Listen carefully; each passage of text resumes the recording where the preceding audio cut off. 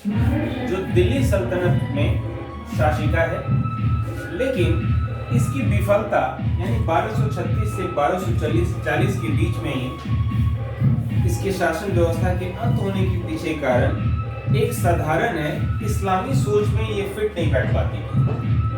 नहीं, शासक हो सकता है कि वो ज्यादा धार्मिक हो, लेकिन ये बात भी है कि धर्म को जनता भी स्वीकार कर रही है। या जनता से ज्यादा जो शासक दल हैं, शासक अकेले नहीं, शासक दल, मंत्रिमंडल, सेना, वो सारे के सारे उस शासक में अपनी आस्था रखते हैं, तब वो शासक है। रजिया एकमात्र महिला है और महिला होने के नाते ये अपने आसपास के जो लोग हैं इनमें विश्वास नहीं रखते। जैसे इसने पर्दा प्रथा को अंत कर दिया, और आप आज तक देखते होंगे इस्लाम में पर्दा का कितना महत्व है। और ये पुरुष की भांति रहने लगी। पुरुष की भांति रहने का मतलब है कि पुरुष की भांति वेशभूषा, सेना को लीड करना, युद्ध में जाना, ये सब कुछ लोगों को ठीक नहीं लगा। और 1240 में एक है अल्तुनिया जो विद्रोह करता है, और उस विद्रोह को ठीक करने के लिए रजिया को लगता है कि इससे शादी कर लेते हैं। अल्तुनिया से वो शादी तो कर लेती है, लेकिन यही बात खत्म नहीं होती थी। और वो एक डाकू कैथल में इसे मिलते हैं। वो डाकू कोई और नहीं थे, इसके मंत्रिमंडल के आसपास के लोगों के द्वारा तैयार किए गए दस्तावेज। और वो रजिया पे हमला करते हैं। अल्तुनिया और रजिया दोनों को ही मार देते हैं। 1240 में मार देते हैं। यह एक षड्यंत्र का हिस्सा था, यानी कि रजिया सुल्तान को किसी भी तरीके से सत्ता से हटाना एकमात्र उद्देश्य था। उसके बाद बनता है मुइजुद्दीन बहराम शाह 1240 से 42।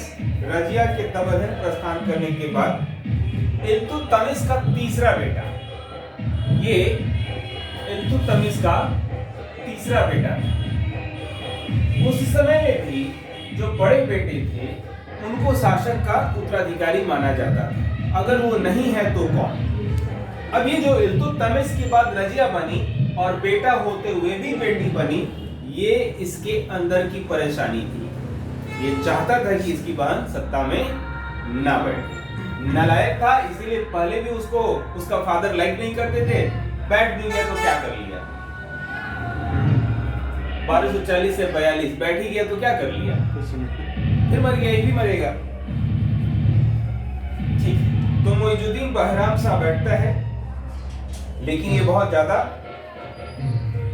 ये भी नहीं रह पाता है। उसके बाद से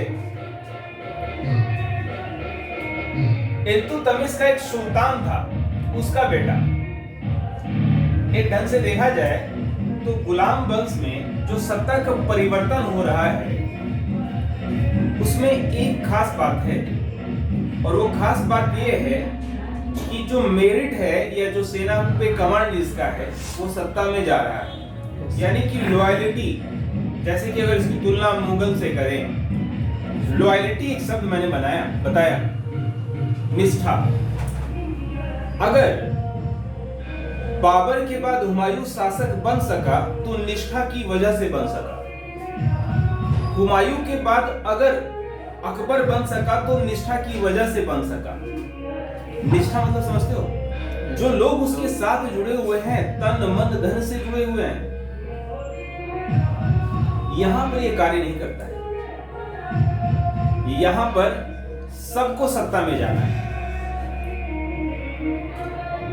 जहां मुगल में हुमायूं के बुरे दिन आ जाते हैं, वो युद्ध हार जाता है और हारने के बाद जंगल अपने दोस्त के यहाँ अपनी बीवी बच्चों को छोड़ देता है।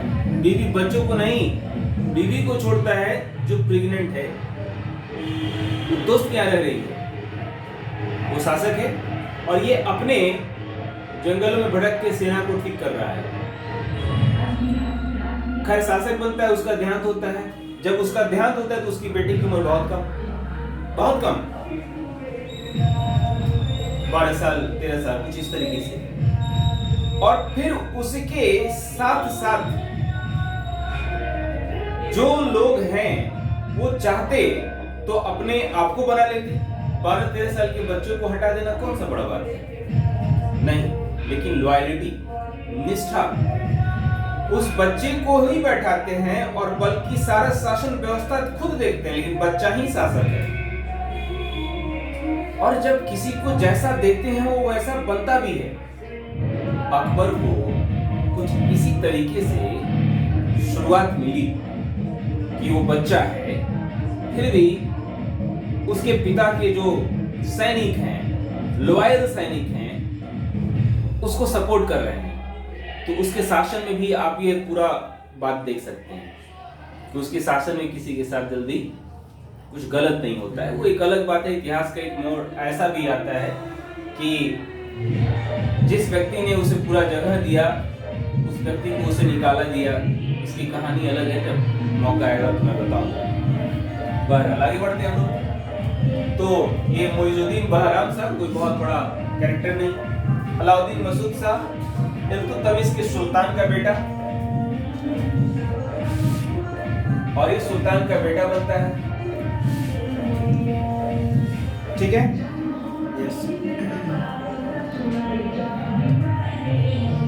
ये अपनी शक्ति बढ़ाना चाहता है। 3-4 साल के कार्यकाल को कुछ ऐसा नहीं रखा गया है कि ये बहुत ज्यादा रखा जाए। अंत में ये भी कैद होता है और कैद में ही इसका देहांत होता है। कैद करने वाले जो लोग हैं, इसके आगे वाले लोग होते हैं नासिरुद्दीन महमूद, थोड़ा सा बड़ा इसका कार्यकाल रहता है। तो नासिरुद्दीन महमूद 16 वर्ष की उम्र में, मात्र 16 वर्ष की उम्र में यह शासक बनता है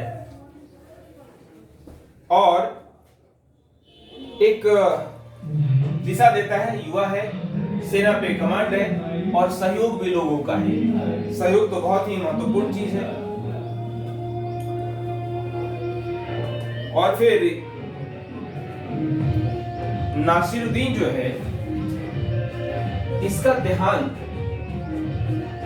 स्पष्ट नहीं है कि सामान्य है या युद्ध की वजह से, क्योंकि ये तो बहुत ही कम उम्र में शासक बनता है। खैर, इसके देहांत के बाद गयासुद्दीन बलबन, जो इसका लॉयलिस्ट है, निष्ठा वाला आदमी है ना, वो बनता है गयासुद्दीन बलबन। अब ये जो है, ये आपको बहुत ऐसी परंपरा जो पहले से चली आ रही थी उसको इसने ठीक किया। जैसे 40 दस्ता इसने खत्म कर दिया और ये ईरानी प्रथा, जहां से मूलतः ये सारे वंश का जड़ है, वहां की प्रथाओं को शुरू करता है। यानी फिर से ये धर्म की तरफ लोगों को मोड़ता है, जो इसका धर्म है। इसके धर्म में जो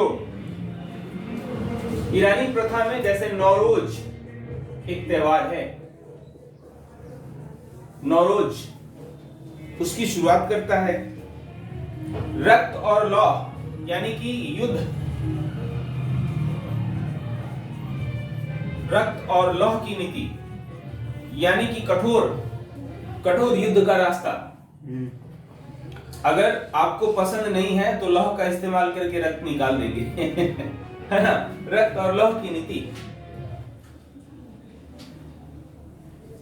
और इसने अपने आप को साधारण शब्दों में कहा जाए तो लोगों को कहा कि मैं ईश्वर हूं। और ये जो इस्लामिक टर्म जो दिया, जिल्ले इलाही, क्या टर्म दिया? जिल्ले इलाही, जिले इलाही टर्म दिया। और इसका देहांत होता है और उसके बाद बनता है गयासुद्दीन का ये बड़ा बेटा है। मरने के पहले इसने बता दिया था कि मेरा बड़ा बेटा ही बनेगा। योग्य है या नहीं योग्य है, नहीं योग्य है तभी तो 3 ही साल में खत्म हो गया। नहीं, कैकुसौ को बनाता है, ठीक है, और षड्यंत्र के तहत इस पूरे वंश का नाश होता है अंत में। कुल मिला के दिल्ली सल्तनत जब हम पढ़ेंगे तो हम यह पाएंगे कि सत्ता की शुरुआत एक किसी शासक के दान से होती है। तो ये भी कुतुबुद्दीन ऐबक दान देने वाला बनता है। बाद में लोग गलत करके शासक बनते हैं तो उनका विनाश गलत होके ही हो जाता है। इसमें जो जुड़े हुए चीज है शासन पद्धति है, जैसे 40 दस्ता, एकता, सेना, महिला पर्दा हटाना, या फिर इधर कुतुब मीनार, मस्जिद, ढाई दिन का झोपड़ा, है ना, जिले इलाही की शुरुआत, ईरानी प्रथा, नौरोज की शुरुआत भारत में पहली दफा, ये सब कुछ इसका मतलब एक ऐसा पॉइंट है जो प्रश्न के रूप में हमारे सामने आते हैं। इस तरीके से दिल्ली सल्तनत का पहला टॉपिक हम लोगों ने